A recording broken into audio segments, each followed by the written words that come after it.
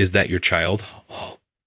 Children of middle school grads, I suppose, do end up looking awful.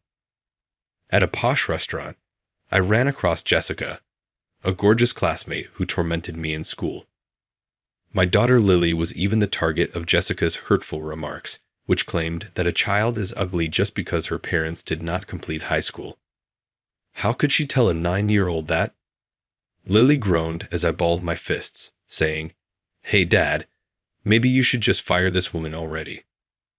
Jessica erupted in laughter at Lily's comment. You know, kids of dropouts are pretty dumb, don't they? You little brat, what did you just say? Is it your intention to get me fired?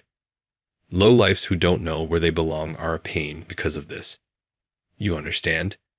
You and I live in worlds that are entirely separate from one another and never come into contact. Perhaps I should permanently close that snarky mouth of yours. Jessica's face became white as I was about to intervene and stop her from snapping at Lily when an old man showed in. John is my name. I never experienced the delights of playing outside because I was born prematurely and suffered from illness throughout my youth. There were a lot of kids my age in the housing complex where I lived with my parents. But I wasn't much fun to play with since I would cough while playing tag and feel ill midway through hide and seek. It's not pleasant at all to play with you. Sick children should stay at home and take it easy. Don't come in. After a while, even the initially friendly older children began to avoid me, and the smaller ones did the same. Before I knew it, not a single person spoke to me, not even when we crossed paths in the courtyard. As subcontractors for a big business, my parents operated a tiny metalworking factory. They had a few employees and were constantly on the go, never returning home throughout the day or night because of impending deadlines. My days were spent by myself, reading library-checked books, and taking in the happy sounds of laughter outside my window. A deep, lonely loneliness was always with me. I'm sorry, John.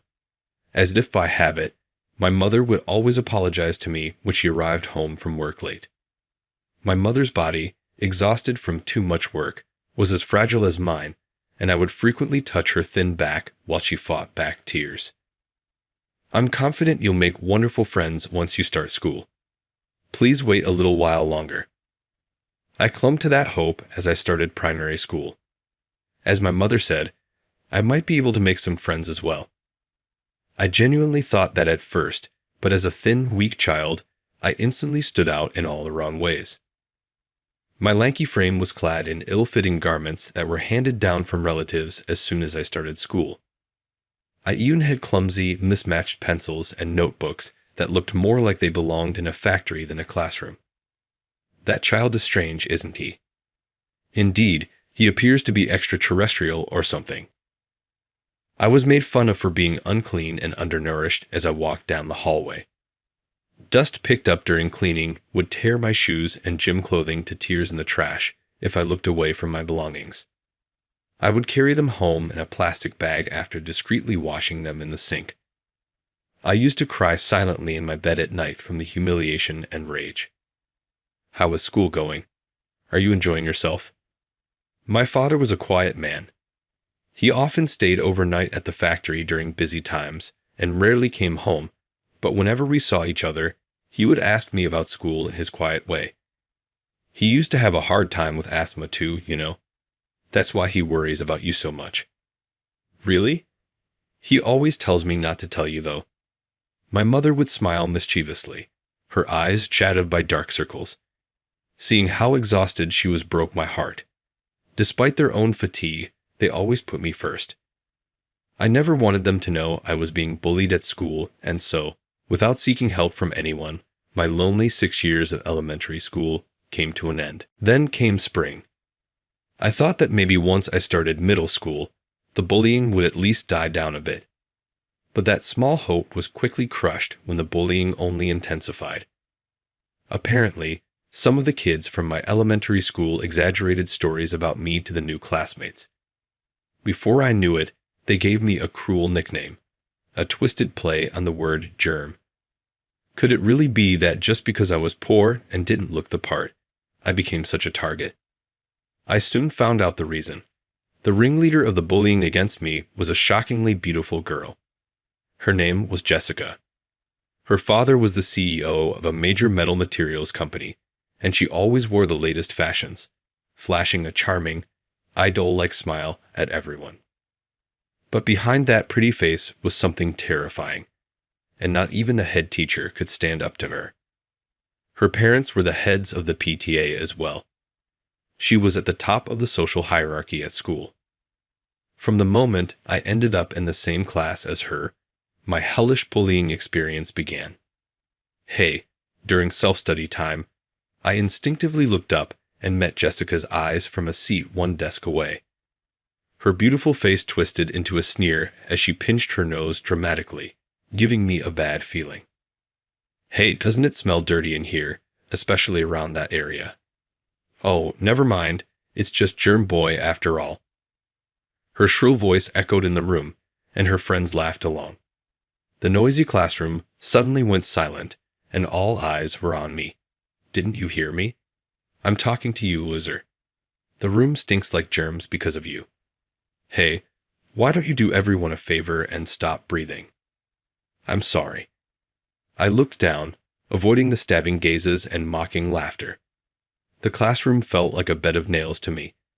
It became a daily routine to apologize endlessly for any harsh words or baseless accusations thrown at me just to make them stop.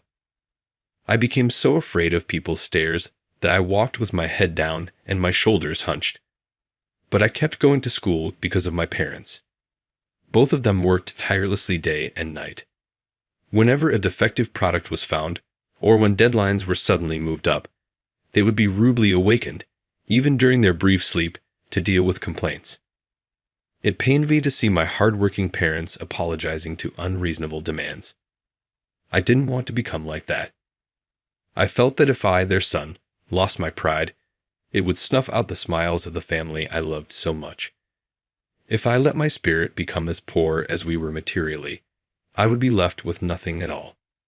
And yet, despite my resolve, my spirit eroded bit by bit every time I apologized in the face of their cruel words. It wore me down even more. I gradually lost the ability to sleep, and my stomach would ache every morning before school. Then, when my autonomic nervous system became unbalanced, I fell seriously ill, leading to a long hospital stay. I stopped going to school altogether. I used my health as an excuse to escape the bullying, avoiding even the guilt that came with it.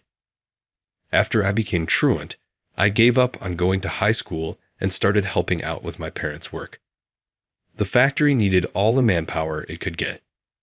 At first, I handled administrative tasks, but before I knew it, I was hauling heavy loads like the other workers, running around the factory grounds until late at night.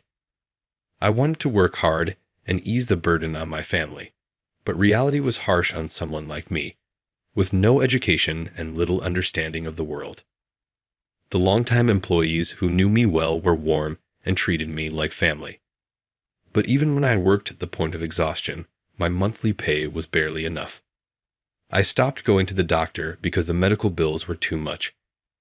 I was overwhelmed with anxiety about the future. I had no education, no money to start anything new, and even if I started studying now, what would be the point? Whenever I felt weak, the sneering faces of the neighborhood kids, Jessica, and my classmates would flash through my mind. Days passed in a blur as I pushed my body to its limits, dragging around the weight of my anxieties like chains. It happened while I was anxiously checking the deadline for the next product. Suddenly, a sharp tearing pain shot through my chest. My strength drained from my body, and I collapsed onto the floor. My chest felt tight, and I struggled to breathe, gasping for air, unable to take a breath. My mother, holding my convulsing body, screamed, "Somebody call an ambulance. Quick." The lack of sleep and the grueling work that stretched late into the night had taken its toll. I was diagnosed with a pneumothorax due to overwork and had to undergo emergency surgery and a hospital stay. The doctors told me I'd need to be hospitalized for a week. "You need to take better care of your body," my longtime doctor said with a hint of anger in his voice when I saw him for the first time in a while. As I looked at the strands of gray hair at his hairline, I realized how much time had passed since my last hospitalization. His stern lectures hadn't changed, but now I could feel the kindness behind his words that I once only found intimidating. After my morning checkup, I went to the hospital courtyard. There was a small bench next to a flower bed. This had always been my favorite spot at the hospital, where I had spent much of my childhood as a frequent patient. Though it was already past noon, the courtyard was nearly empty, with only a single book left on the bench. Is this someone's forgotten book? I thought as I opened it to check for a name. I recognized the title. It was a children's book I had read before. Do you want to borrow that? It's a kid's book, but it's pretty good, I heard a clear, confident voice say. I turned around to see a young woman in a hospital gown and a medical cap. That was the moment I met my future wife, Emily, who was 2 years older than me. She was frail like I was and had been friends with books since childhood. Whenever we met, she always had a different book in her hands. She said she was the type who never bought books because once she read them, she remembered most of the content. Her biggest complaint was that the hospital library had run out of books she hadn't read. Watching her lively expressions change in front of me, it was hard to believe she was seriously ill. If not for the hospital gown, she was incredibly knowledgeable, quick-witted, and never flaunted her intelligence, which I found admirable.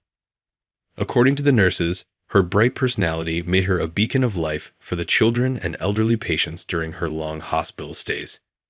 So, you're working at your parents' factory now, huh, John?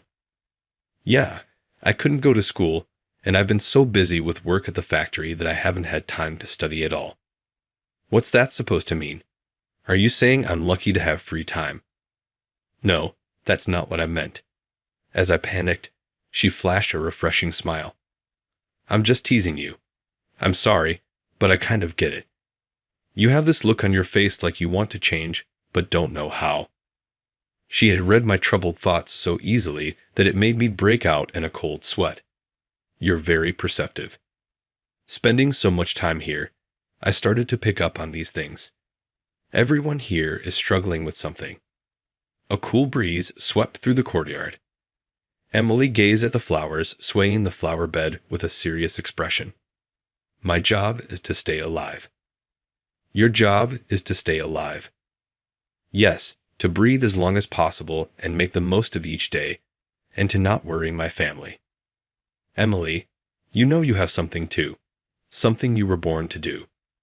Do you really think so? Of course. Birds have the sky to fly in, and fish have the sea to swim in, right? Ah, you're right. You have your own path too, even if you can't see it yet.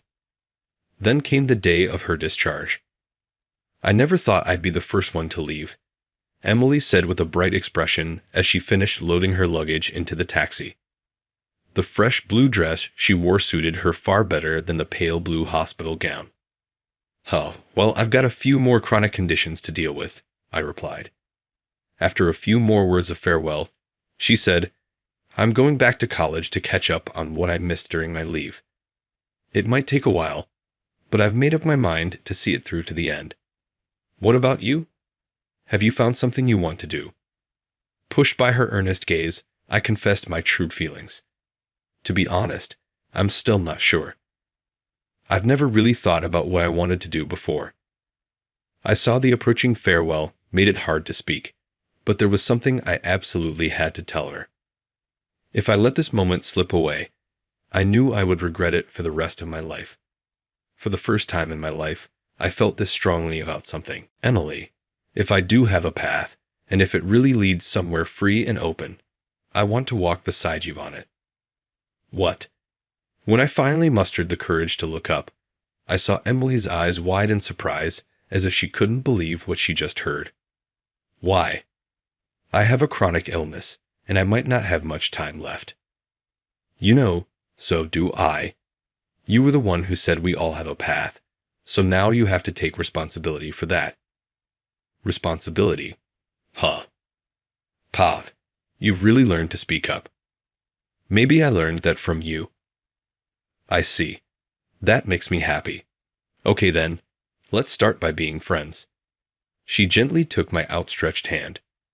With tears in the corners of her eyes, Emily smiled like a blooming flower. That was the moment when my life began to take on meaning. After being discharged, the first thing I did was express my gratitude to my parents and everyone at the factory. While I was resting, they had all worked tirelessly to keep the factory running. One of my seniors sent me messages to cheer me up, while a colleague brought me my favorite snacks. I had been so caught up in my misery that I failed to see the warmth and kindness around me. I was determined to express my gratitude for all their support. I also shared the dream I had formed during my hospital stay. I told them about meeting Emily and how she had given me a new dream. It might sound foolish, but even someone like me has found a path I want to follow.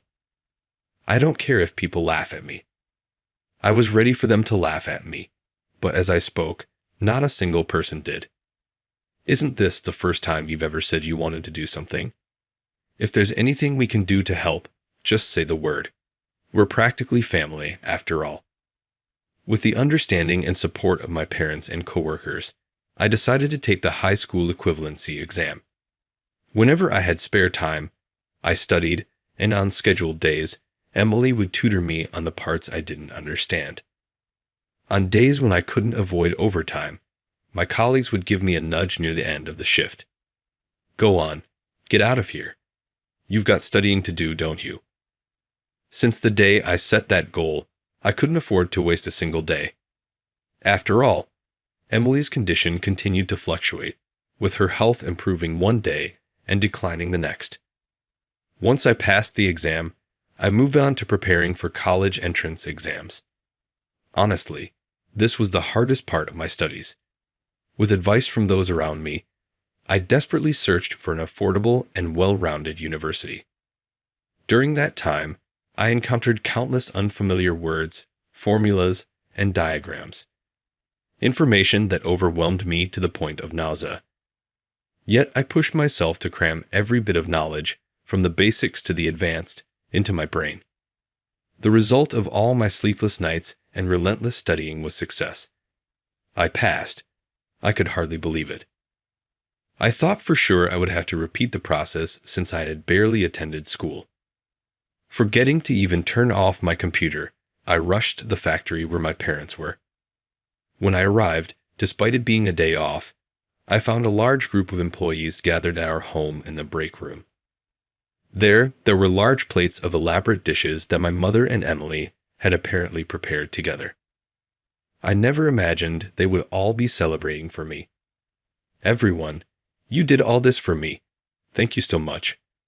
Don't worry about the money. You'll pay us back when you've made it big. Now, get back to work starting tomorrow. With those words, a firm pat landed on my back. The group photo taken with my tear-streaked face is now a cherished memory. As the cherry blossoms bloomed, I found myself a brand new college student and a new dad, while Emily became a new mom. We didn't have a wedding ceremony as per Emily's wishes. The physical strain was too much, and she had scolded me, saying, "If you have time for that, you should be studying." So my time in college was completely dedicated to studying, and the only gift I could give her was a simple, inexpensive ring. But despite everything, Emily gave me the most precious gift of all. After enduring severe morning sickness and a difficult delivery, she gave birth to a beautiful baby girl who resembled her. We named her Lily. Balancing studies and childcare was overwhelming, but with the help of our families, we managed. I often found myself soothing Lily while reading textbooks, only to fall asleep together. There were countless times when I cried along with her, not knowing why she was upset. Even after I graduated and secured the job I had longed for, there was no time to rest. Most of what I had studied didn't apply to the real world. No matter how hard I had worked at my desk, the practical challenges were completely different. Every day reminded me that I was starting from scratch. When I returned home late at night, I would find my wife and daughter sleeping hand in hand in bed. The sight of their innocent faces washed away the exhaustion of the day. I would place my hand over theirs and savor the happiness of the moment. But those happy days didn't last long. One evening, after returning home earlier than usual, I carried my daughter, who had fallen asleep from playing, to her bed. As we sat down to have tea together, Emily spoke. "I'm going to be hospitalized again the day after tomorrow," she said. "What? My mom's coming to help for a while. So I'm sorry, but I'll need you to take care of everything else." "Wait a minute. Don't tell me it's again." "Yes, the tumor has grown. I've been having terrible headaches lately, and the doctor said I need to be admitted immediately." "No. Why didn't you tell me something so important?" "I'll take a leave of absence first thing tomorrow. I'll be with you for the appointment." "Stop." Emily's voice, low and firm, was something I had never heard before. "Don't underestimate me. Do you know how long I've been dealing with this illness?" Her voice trembled slightly. "When we first met, I told you, didn't I? What my job is? To live. You taught me that." "Yes, so I'll be fine. You just make sure to take care of Lily first." With those words, the stronghold Emily left the house without showing a hint of weakness as she began her battle with the illness. I entrusted the household to my mother-in-law because of my irregular work hours in the antibody lab. I barely had any time at home. It was rare that I could finish work on time, and on my occasional days off, I was often called in for emergency shifts. The moment I sat on the sofa after coming home, the tension would release, and I'd realize just how exhausted I was, so much so that I could barely lift my arms. Eating instant noodles after work became a routine. The taste didn't matter anymore. I bought the same brand in bulk out of sheer habit, eating and then immediately passing out. If my wife saw this, she would definitely scold me for such a lifestyle. Seeing the pile of discarded instant noodle cups, my daughter Lily, now in 5th grade, started preparing meals for me to eat later. The gentle flavor of her homemade omelet brought back memories of my wife's cooking, which I hadn't tasted in a long time. "Lily, you're such a great cook. With your food, Dad can keep going forever." One day, as I was praising her cooking like usual, large tears began to roll down Lily's cheeks. "What are you talking about? You just don't get it, Dad. If you collapse too, I'll be all alone at home. That's why I want you to at least eat something nutritious, please. I'm begging you, don't push yourself any further." Her desperate grip on me made me realize the truth. Looking at myself after a bath, I saw a gaunt, pale figure. No wonder she was worried. Remember, breathe as long as possible and live each day with joy. And don't make your family worry. My wife's cheerful voice from when we first met echoed in my mind. That's right. I had promised to protect them. I'm sorry for making you worry, but don't worry. Neither your mom nor I will ever leave you alone. As I hugged the sobbing Lily, I renewed my vow to protect my precious family. After a long while, I managed to take some time off, and I decided to take Lily to a high-end restaurant. The visit was initially for a work-related meeting, but the discussion wrapped up quickly, leaving us to enjoy the meal. Even though we were better off now, I still wasn't used to such formal settings. The dishes were as exquisite as their reputation, with beautifully presented appetizers, and Lily and I exchanged smiles. We couldn't help but smile together. After eating something like this, you won't want to eat home-cooked meals anymore, will you? No way. Home-cooked meals are still the best for me. A cough from the young waiter brought me back to reality. Apparently, I had spoken a bit too loudly. Sorry. I quickly glanced around the restaurant with its semi-private rooms, maintaining an elegant silence. Good thing we're in a semi-private room. But really, Dad, you don't need to be so apologetic all the time. You should carry yourself with more confidence. Sorry, Lily. There you go again, apologizing right away. I chuckled inwardly at her puffed-up cheeks. Who would have thought that the same word, sorry, could feel so different depending on the situation? filling me with such contentment. Wow, that was delicious. This place is amazing, right? Yeah, let's come again. So, Dad, what are you going to do about that offer? Well, I'm thinking of turning it down. My priority is to protect you and your mom. I see. Yeah, that's the right choice. We enjoyed a blissful evening, but just as we were leaving the restaurant, it happened. Well, if it isn't. I knew I recognized you. You're Germ Boy, aren't you? A shrill voice suddenly pierced the quiet night. I turned to see a woman who had caught my eye inside the restaurant earlier, pointing at me and shouting.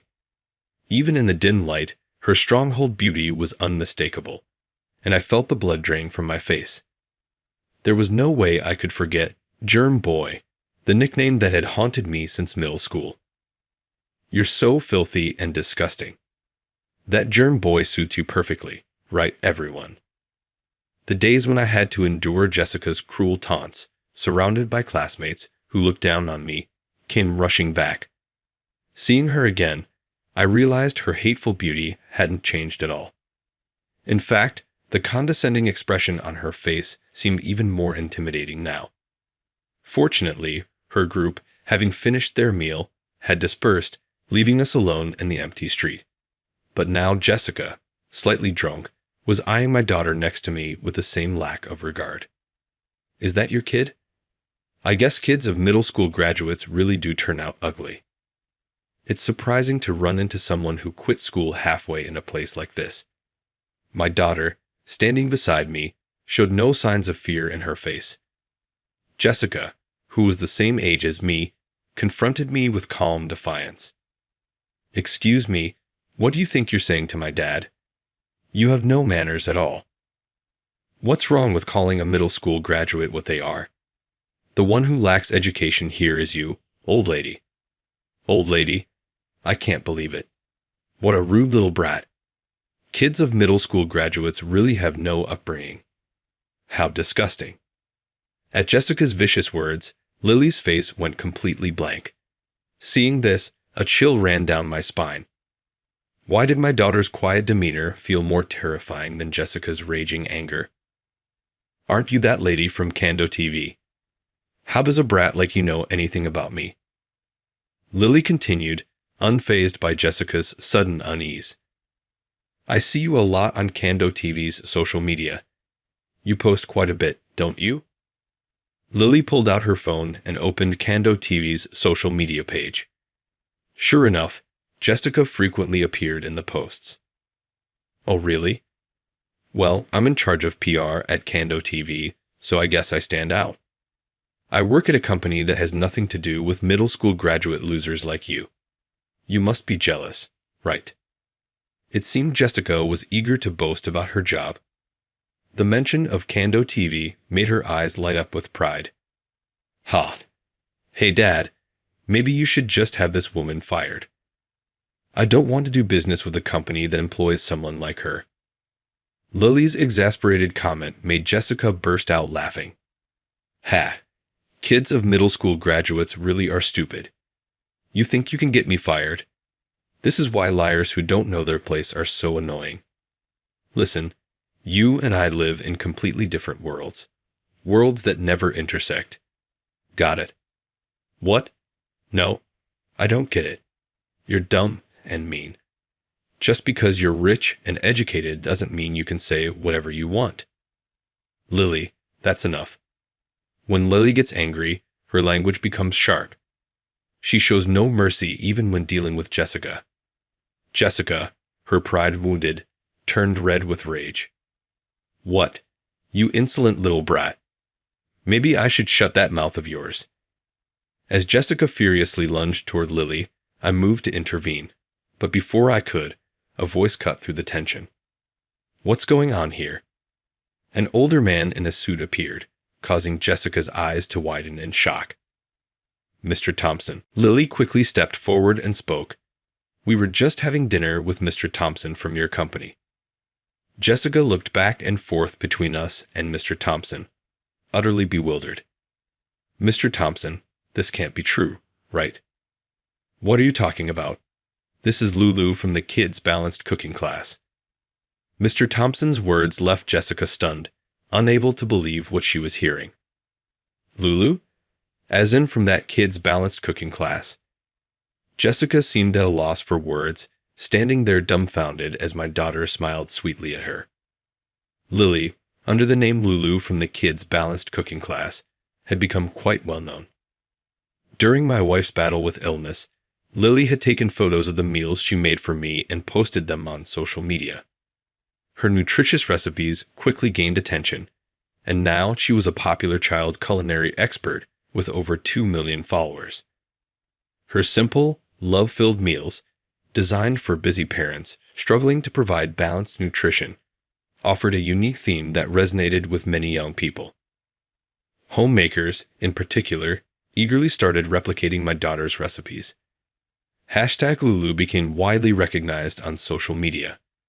For privacy reasons, she never showed her face, but the name Lulu had become a household name across Japan. Wait a minute. If you're Lulu, then that means your father is. Yeah, after all that, I went back to school and became a doctor. Since my profession was included in Lulu's profile, it wasn't surprising that she knew. To be honest, I was still amazed by it myself. Who would have thought that someone once treated like a germ would grow up to become a doctor? And not just any doctor. I specialized in neurosurgery. Every day is still a struggle as I cram the latest medical knowledge into my head, but I've done it all with the hope of curing my beloved Emily's illness. Regarding the matter we discussed earlier, we would greatly appreciate your consideration. Mr. Thompson and his team asked deeply, me and my daughter, at today's dinner meeting. The president of Kando TV himself had requested to do a feature on our family. We'll have to decline. Lily's decisive announcement took me aback. Do you know what this woman said about my dad earlier? She called him a middle school dropout germ. She's been mocking him the whole time. I don't want to do business with a company that employs someone who would insult the person I respect most.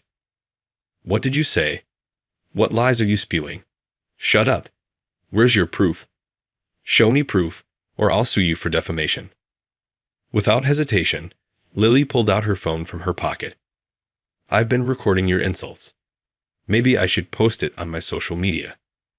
Even in the face of Jessica's furious outburst, Lily remained unshaken. I couldn't help but think that she truly took after Emily. Jessica's face turned pale. Oh, your face looks a bit more ashen than before, and your skin is breaking out too. You should really be getting more vitamin A from broccoli and carrots. Want me to send you some recipes? I can DM them to you. Jessica slumped to the ground, defeated. I deeply apologize for the unpleasant experience you've had today, John. We will take strict disciplinary action against Jessica, so please reconsider allowing the interview. Mr. Thompson pleaded, turning to me. What? Mr. Thompson. Jessica looked up at him with desperate eyes, but Mr. Thompson silenced her with a stern command to keep quiet, leaving her speechless. Leaving the situation in Mr. Thompson's hands, I finally turned away and walked down the road leading home with Lily. In the end, we politely declined Kando TV's request for the interview. Even without Jessica's behavior, I would have refused. Emily is still fighting her illness, and for me, nothing is more important than my family, Emily, Lily, and everyone around us. However, if our family's journey could one day offer support to someone else, that would be a wonderful thing. Thankfully, Emily's condition is improving. If things continue to go well, the day we can live together as a family again might not be far off. Later, the incident Jessica caused at the TV station became a significant issue within the company. Despite Mr. Thompson personally requesting the feature on Lulu, Jessica ruined everything. As a result, she was transferred to a subsidiary, but even there, rumors spread, and she eventually resigned. Looking back now, I realized that the long years of bullying were just the prelude to meeting the family I love so dearly.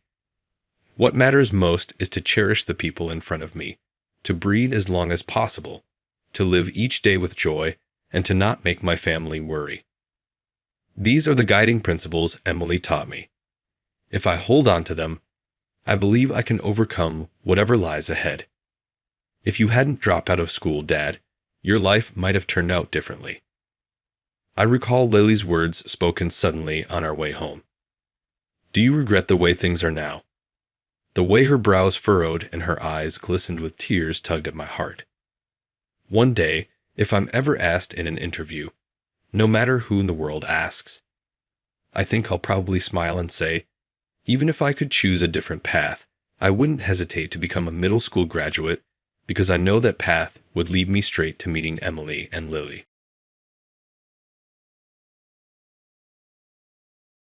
I was told by the manager, I'll take credit for this.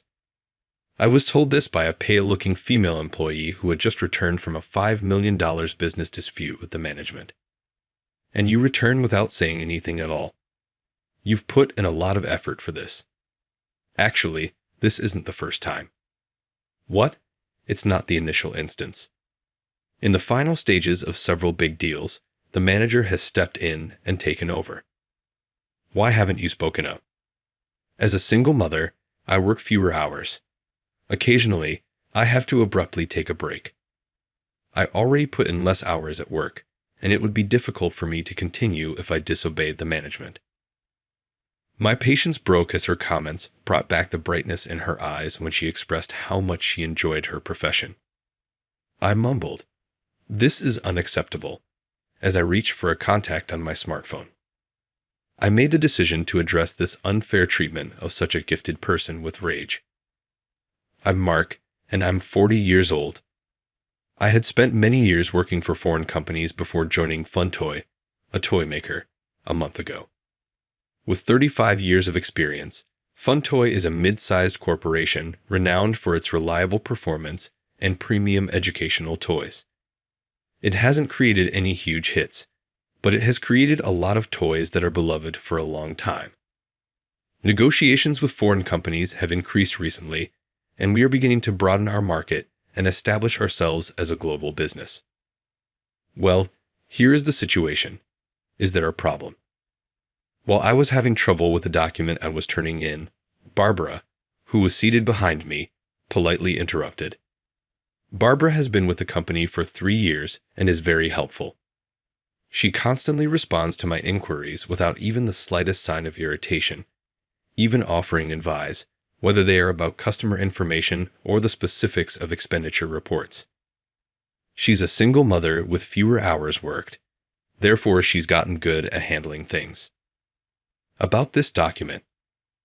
Barbara took the document and carefully went over how to fill it out with me. So, you check this box here and fill in this section. I see. I understand. Mark, you're a quick study. Please ask at any moment. Thank you. Barbara smiled kindly and warmly back at me when I thanked her for her explanation. Naturally, I smiled back at her, but the serene calm was abruptly disrupted by a loud cry. What the hell are you planning to do with this kind of content? Chris, the sales manager, was speaking. Chris has worked in sales his entire career, and although he holds a managerial position, he is a vibrant individual who actively makes sales calls. He consistently achieves the highest sales results, and maybe as a result, he is quite demanding at work. I think every person in our sales department is incredibly talented and of the highest caliber.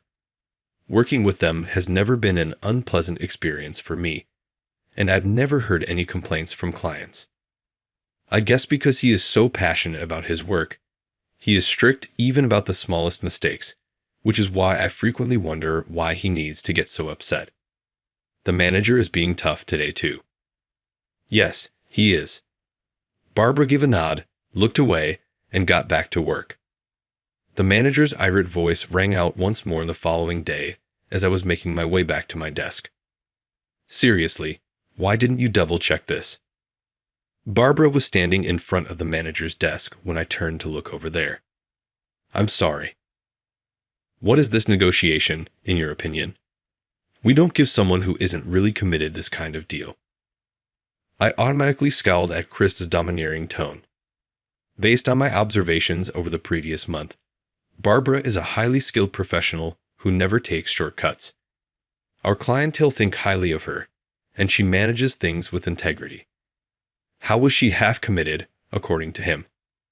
We have someone in the sales department working fewer hours. Do you not believe you should be a little more devoted to us? I'm truly sorry. For heaven's sake. Whenever an issue arises, it's usually related to your child getting sick or something else. More awareness of how much you're interfering with work is necessary. We are not a charity that houses the worthless. Gather yourself. Chris spit out his last remarks and walked out after berating Barbara.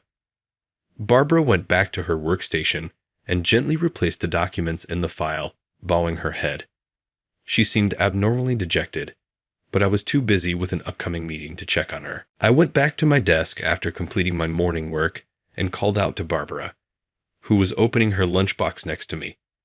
She still had an angry expression on her face after the manager's rant. Barbara spotted me and immediately tried to hide her expression. Earlier, Chris really got on your nerves. Are you all right? You saw that. Barbara nervously looked away from me and then smiled modestly. I'm doing Oak. The manager was simply pointing out an error that was included in the presentation materials for the upcoming discussion. Wait, he yelled at you like that over a typo.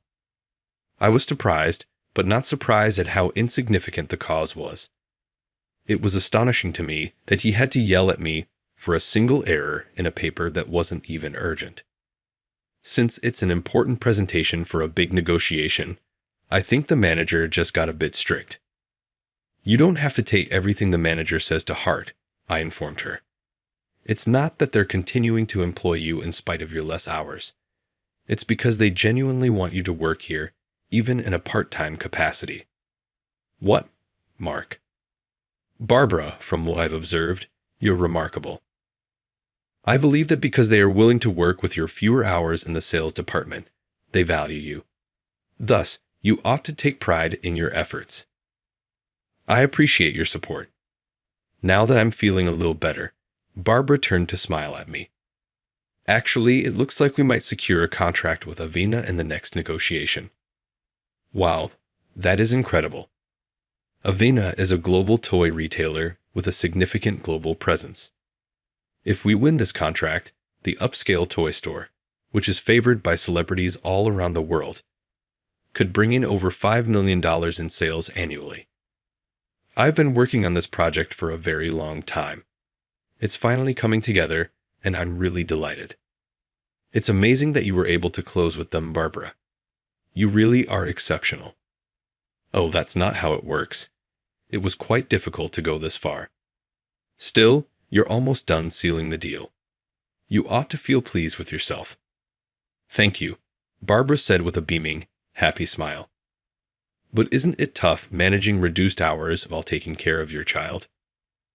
I have to give my child my everything. In addition, I adore my work, Barbara remarked, her eyes glistening. I find it really enjoyable to consider how parents will feel when choosing products for their children or how kids will respond when they pick them up, and to figure out how to make that experience the best it can be. Thus, it isn't a hardship. However, I saw a brief shadow move across her face. If anything comes up, I'm here to talk, though I'm still learning from you most of the time. With her characteristically soft grin, Barbara remarked, No, I'm glad I can rely on you, Mark, with all your international experience. The day of Barbara's contract signing with Avena eventually arrived, 1 week later. So, today's the big day, right? Yes, Barbara happily grinned back at me. Hey, Barbara. I was going to wish her well when I heard Chris's voice. Yes, manager. Today is the day of the Avena contract, right? Yes, it's a major deal with a big company. I don't feel comfortable leaving it entirely to you, so I'm coming along. But. What? Do you have an issue with that? The supervisor scowled at Barbara, perhaps daring her to object. What happens if you receive a call to pick up your child in the middle of the negotiation? You'll leave a void if you buy a loan, don't you? Will you squander a $5 million transaction? Well, and what happens if the talks continue after your workday? You'll cause everyone inconvenience in the end. After hearing the manager's stern remarks, I was forced to speak out. In that case, I'll step in, I remarked. Barbara has put everything together meticulously, so she should be able to handle any unforeseen situations. What's up, Mark? Are you attempting to interrupt me? That is not my goal. Simply put, I believe that someone with experience working with clients from abroad would be better able to adjust in case something unforeseen occurs. So you're saying I can't handle international clients, is that it? That's not what I meant. So don't poke your nose into it. Chris angrily told me, "You're still a rookie in our sales department," and turned back to Barbara. "Do you think Mark would be better?" Barbara said to the manager, "No, I feel more secure with you coming along," and the manager nodded as though to acknowledge her statement. "Come on, let's go." Barbara. I saw her hurry after the manager as he firmly marched out. Why is the manager taking the lead? I noticed that I was speaking my mind. I was under the impression that Barbara was the one handling this deal, so I was curious as to why the manager, despite his position, had to become involved. However, I had assumed that Barbara would still receive the credit, and anything should work out as long as Chris, the top-performing sales manager, is present. But 30 minutes later, just Barbara showed up again, looking completely exhausted. "Barbara, isn't it a bit early for the contract to be done?" Surprised, I asked. Barbara looked up at me slowly, her face pallid. "The manager said he'd take all the credit," she retorted in a shaking voice. "What?" To get to the Avena branch, the manager and I took a taxi. I gave him the final presentation materials when he asked to examine them on the way. Then he assured me I could just go back when we got there. He stated he would take all the credit when I questioned what he meant. "Right?" Barbara gave my words a nod. "And you return without saying anything at all. You put in a lot of effort to get this contract." "Actually, this isn't the first time." "What? It's not the first time, is it?" "There have been several other times when he stepped in at the final stage of major deals." "Why haven't you reported this?" "I'm a single mom working reduced hours." "That's irrelevant, Barbara. You've been producing outcomes. However, since I already work less hours and occasionally need to take unexpected leaves, people don't always perceive me favorably. I'll face even greater challenges at work if I disagree with a manager." My patience broke at her comments, which brought back the memory of her brilliant eyes and her intense devotion for her work. I mumbled, "This is unacceptable," as I took out my phone and tapped on a contact. "It's me, yeah, that's right." I told the person on the other end of the call what was going on and gave them my full trust to handle it. Upon hearing their assured, "Leave it to me," I said, hanging up the phone and grinning at Barbara, who seemed puzzled, "It's all taken care of, Mark." I said, "You'll see soon enough," and kept making calls. The corridor reverberated with the sound of rushed footsteps. "Barbara." Chris yelled and rushed in. "The $5 million contract was recently called off. Something must have gone wrong with you."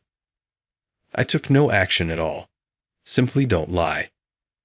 I moved between Barbara and the manager just as he was ready to charge at her. "I'm the one who called off the negotiation." "What? What just did you say?" Chris was taken aback by my statements for a brief moment, but his cheeks flushed red as soon as he realized. "How come you have the authority to do that? And why do you have the right to appropriate the successes of your subordinates?" He paused and swallowed his words as I gently responded. "I've heard that you've claimed credit for Barbara's work before. Why then do you have the authority to do that? No matter how prominent you are or how far you've traveled abroad, you're still just a stuck-up jerk." Chris grabbed me by the collar and yelled, "I've hated that smug, I know all about the world look on your face from the start. That's not my intention." That's how it appears to me, anyway. That's not my insecurity about having traveled abroad. That's yours. Don't include me in it. Though no one else in the sales department seemed to be put off by my foreign background, I had thought that Chris felt a little inferior to me.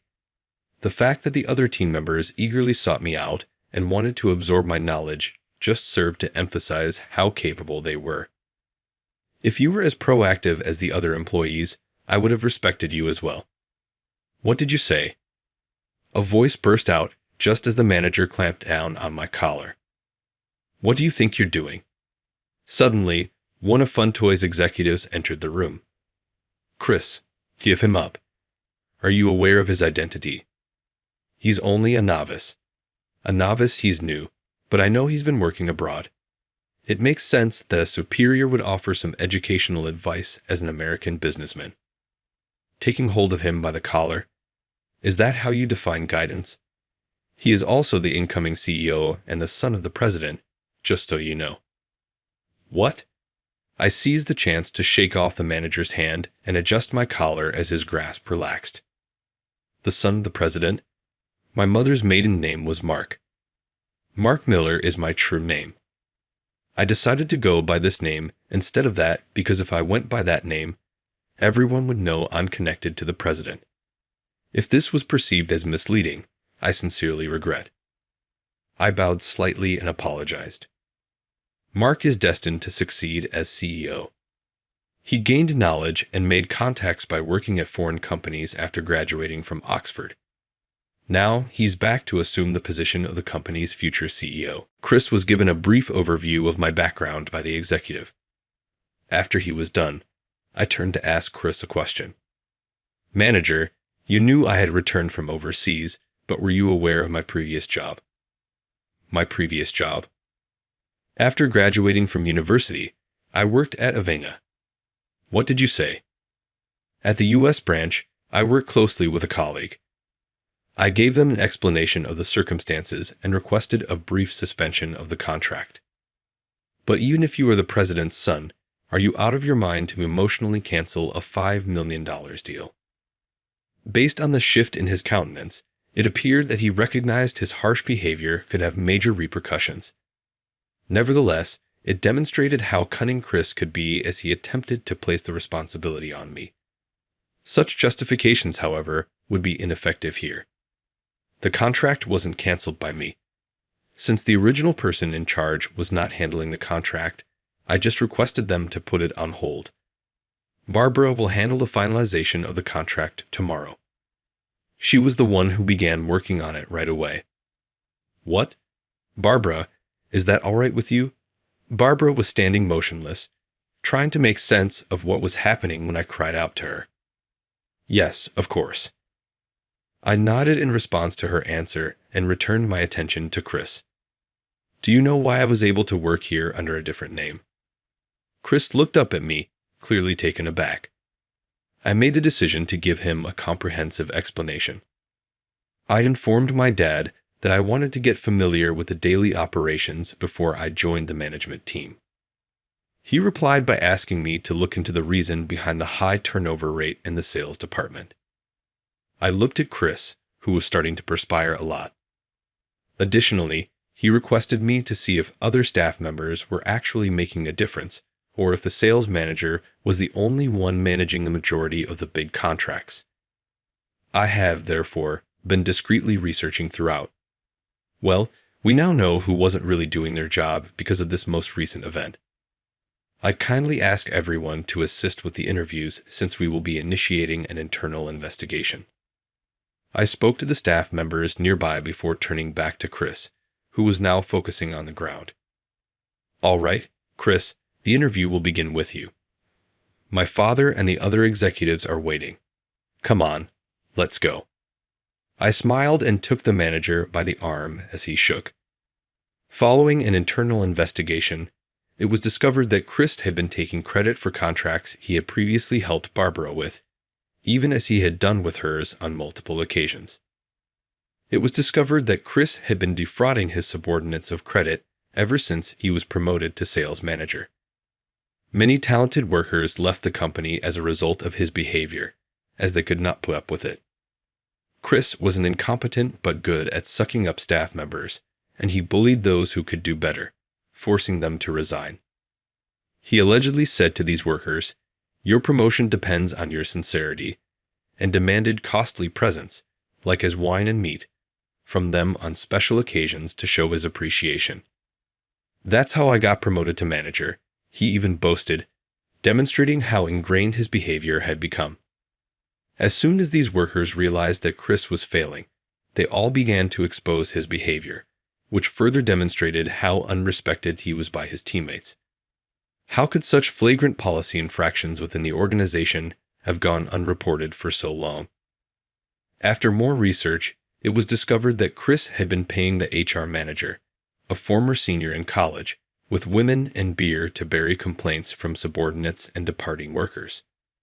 Trapped in this scenario, the sales department employees could do nothing but put up with it until they could take no more, at which point they left, starting a vicious cycle. Chris's selfish actions caused him to lose valuable talent, which was a serious problem. Chris was fired from Funtoy when his actions eventually attracted the attention of the company's upper management. He was demoted to a regular employee, and the HR manager was held accountable for his conduct. I'll see to it that the gifted individuals who are still here are protected.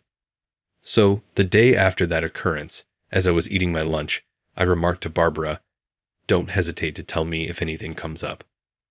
After dealing with Avener skillfully, Barbara was able to negotiate a $5 million contract. Later, a close colleague of mine informed me that the agreement was finalized because Barbara's professionalism and sincerity were valued by Avener's officials. Therefore, Barbara, you have no reason to feel bad about working less hours. Actually, you ought to get credit for finishing tasks faster than others, I remarked. I'm grateful. It is a great honor for me to have my work acknowledged and to have such positive feedback. I'd also want to hear your comments because, as a mother, your viewpoint is vital for product planning, I continued. As she ate her lunch next to me, Barbara said, "Absolutely," with a radiant smile. Mr. Miller, what are your plans from here?" she inquired. "For the time being, I'll remain in the sales division. I've only recently arrived, so I still have a lot to learn about the daily operations, so I'll be depending on you guys," I answered. "That's good to hear. I see." I took a sip of my green tea from my bottle and remarked, "Likewise, Barbara, I'm sincerely thankful to have someone as capable as you on the team." Our competitors have heard about this recent occurrence, and Funtoy's reputation has suffered a little. To regain that image, we'll need to highlight our transparent and sincere approach going forward. Above all, when kids pick up our toys, we need to make sure Funtoy is a brand we can be proud of. I promise to see to it that we accomplish that. I want to guide us toward a better future while continuing to value gifted individuals like Barbara. I'll be the one to expand Funtoy into even greater things from now on.